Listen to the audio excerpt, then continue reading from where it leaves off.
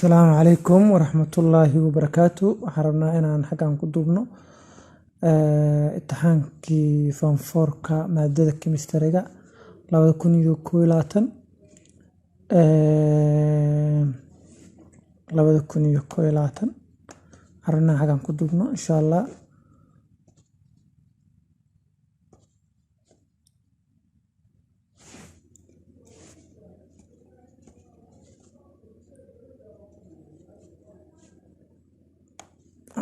نود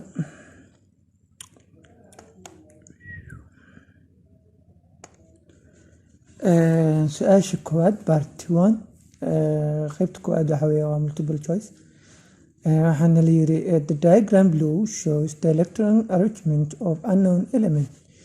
Which group and period in the periodic table does it belong?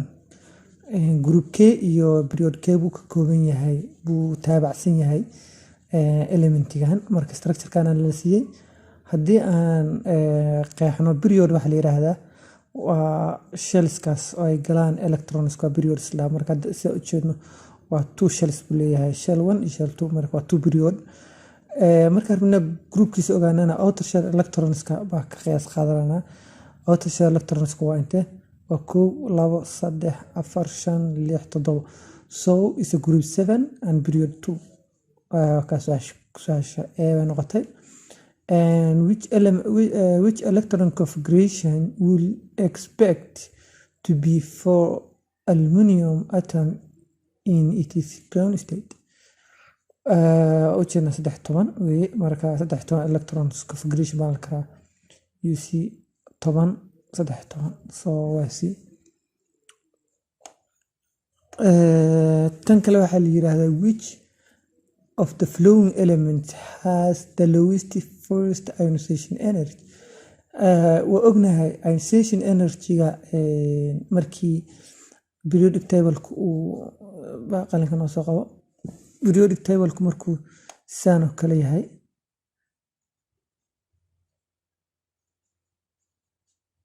saan oo kale markuu yahay ionization energy saan uu siyaadaa saan uu yaraadaa. so groupkan lithium sodium saan oo kale weeye marka waa group inta waa isku group marka hoos la aado ionization energy waa yaraanaya marka saan la aadana ionization energy badanaya. so sidaa darteed elementiga ugu hooseeya ama elementiga ugu weyn markastoo uu siyaado tusaale ahaan element waa baalkii electron shells-ka atom saan oo kale weeye markuu atomkan periodkiisu uu badan yahay markastoo hoos loo socdo periodka badanaya magarata oo shells-ka badanaya markastoo shells-ku yaraado ionization energy uu yaraanaya. sidaa darteed waayo markastoo loo soo dhawaado nucleus-ka waa markasta oo maxaa la ionization energy uu bato. sidaa darteed markasta oo laga sii fogaadana waa markasta ionization energy uu yaraado. sidaa darteed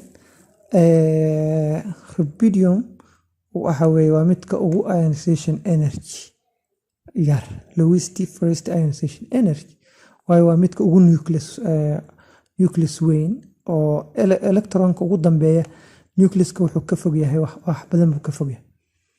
naas la fahanaa filayaa. elementiga ku xiga waxa which of the following atoms will gain 3 electrons from to achieve the stable electron configuration? so waxaan aqaanaa electron configuration inuu saan kala ahaa yani su stable u noqdo oo outer electron shells u buuxsamo k elementigee baa 3 u baahan baa la marka kan hadda soo qaadano waxaan aqaanaa shellka wuxuu ku buuxsamaa 8 saasaan ka rabaa marka inuu noqdo marka 15 baa haysanaa waa tusaale ahaan 15 marka haysanaa waxa leenahay waa 2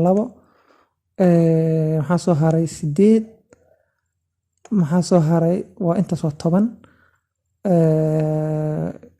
kan shellka ugu dambeeya waa maxay waa 5 so si u buuxsamo 8 u noqdo maxaa ka dhiman 3 baa ka dhiman. sidaa darteed wuxuu noqonayaa B wuxuu noqonaysaa jawaabtu waxay noqonaysaa B insha Allah. waxaa soo haray which molecules has the linear arrangement of the covalent atom. kuwan keebaa linear maxaa la oran jiray shape ama arrangement leh. carbon dioxide markaa fiirino waxa weeye hadda water waa saan oo kale oo oxygen ay ku dhagan tahay laba hydrogen linear ma aha. maxaa la oran jiray kan oo kale sidoo kale asna linear ma aha, waa bo saddex baalka ku dhagan tahay. laakiin kan carbon waa saan oo kale linear waxa la dhahaa warsaas kale tus oxygen ba xagga uga dhagan xagga kalena oxygen ba uga dhagan. sidoo kale kan linear ma ahan hadda tusaale ahaan oo kale pizza saan oo kale weyaa filayaa saddex baa ku dhagan. kan kaarboonka waa garanaysaan waa saan oo kale. kan kaliya linearka waa carbon dioxide. which of the following does not describe the ammonia kuwan keebaan ammonium sheegayn baa la dhahay. sidaan naqaana ammonia waa polar compound weye, waa hydrogen basta, waa pyramid shapekeedu waa pyramid, yani waa saan oo kale si kan oo kale way pyramid anaga naqaane saddex xagalki saan oo kale ahaa. marka ayadu ammonia inta marka xagga tahay xaggaas waxa uga dhagan H baa uga dhagan, halka kale H baa uga dhagan, H kalena xaggaas uga dhaganta. marka waa pyramid waana covalent bond ku dhexeeya hydrogen iyo nitrogen covalent bond. marka ionic compound baysan ahayn, sidaa darteed jawaabtu waa A. waxaa noo soo haray su-aasha ku xigta waa maxay?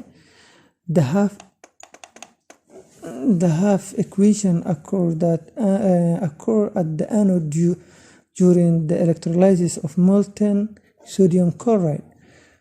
sodium chloride marka la joogo electrolysis la sameynayo chlorine waxay aadaysaa anode-ka, sodiumna waxay aadaysaa cathode-ka. sidaa darteed anode-ka waxa aadaysa tan bay aadaysaa.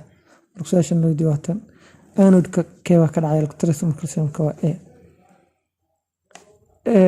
su-aashan xigta waxaan la dhahay when iron 3 oxide is heated.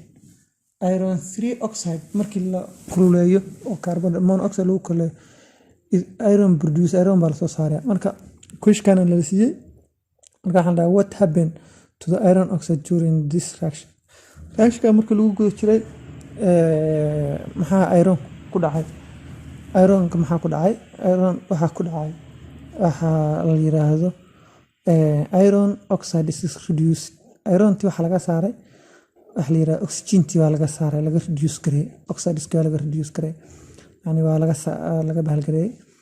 waxaan dhahay phenolphthalein indicator turns the color of alkalis from colorless to from colorless to muxuu bedelaa la dhahay indicatorka phenolphthalein marka alkaliska lagu daro muxuu bedelaa colorlesska bilaa color bay ahayd, marka colorlesska muxuu bedelayaa pink.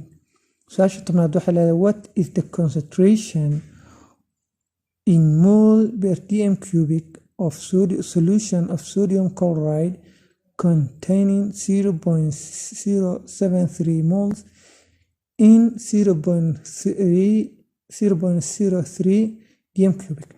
so haddaan su-aashaan isla fiirino waxaan naqaanay n inay la mid ahay CV oo ah concentration lagu dhuftay volume. sidaa darteed maxaa loo diray concentration maxaa la mid noqonayaa number of moles loo qeybshay volume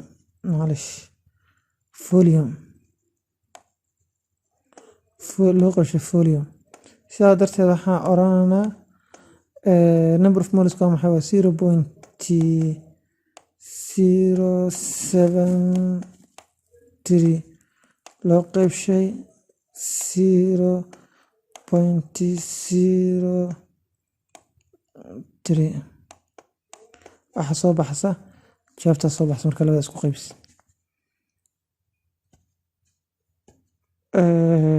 da hoos socono saasha xigta waxa la yiraahdaa the 5 ionization energy of boron are which of the following represents the second ionization energy iyaduna waa b hoosaga socono an organic compound is shown by the formuladan baa marka waxaan leeyahay what type of formuladan magaceed structural formula dhaha marka structural formula what is the correct name of this compound kan magaciisa sheeg baan dhahay wajidna xagana meesha kan ugu dhagan yahay laga tirinaya colorinta ugu dhow meesha ugu dhow uga dhagan yahay marka xagan laga tirinaya 1 2 3 4 maxaa la oran jiray parent chain waa garanay waa butane oo waa single bond waa butane sidoo kale 1 iyo 2 uga dhagan yahay marka waxaan 1 2 dichloro butane baa oranaa su'aasha 14aad waxay tiri enthalpy is a total energy content of the reacting materials is given the symbol marka symbolska sanadee baa la enthalpy tan hadaa fiirisid ana waxaan la weydiiyay wax la yiraahdo enthalpy aan la weydiiyay marka tan delta waa change tan waa enthalpy waa change iyo summation sidaa darteed anaga enthalpy bas baan la weydiiyay enthalpy wax la macno taa hal yiraahdaa heat marka heatna waa anaga casharadeen hore aan meesha ku soo sharaxnay uga soo sheegnay wuxuu yahay enthalpy iyo si loo xisaabsho youtube kana ka dhaxlaysa marka enthalpy hadaa rabtid calaamadiisa ama symbolkiisa wataas saan hadaa aragtid waa enthalpy change tan delta waa change tan summation waa isla naqaanaa waa isku dardar deltana waa naqaanaa waa product laga jaray reactant marka waa change isbedel dhacay اللهم مستعان على ما تصفون intaasuu noogu egyahay casharkeena waxaa gudbi doonaa insha allah masocosho wanaagsan baartii koowaad intaa u shaqeynay baartiga labaad insha allah wanaagsantiin asalaamu calaykum warahmatullahi wabarakaatu